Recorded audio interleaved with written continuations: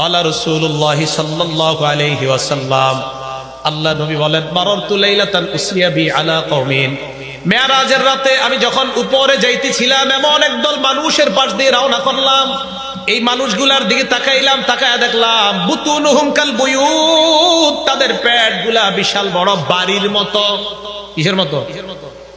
নবী বলেন, আহারে তাকায়া দেখলাম ফিহা আল হাইয়াত তুরা মিন খারিজি বুতুনিহিম, আমি দেখলাম পেটের বাহির থেকে তাদের পেটের ভিতরে দেখা যায় বিশাল বড় বড় সাপ দৌড়ায়।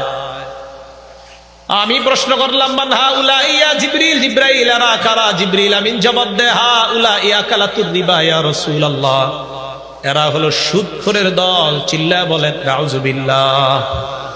আরে মুসলমান, আপনি সুদ খায় আপনার পেটটার মধ্যে সাপ ঢুকাইলেন।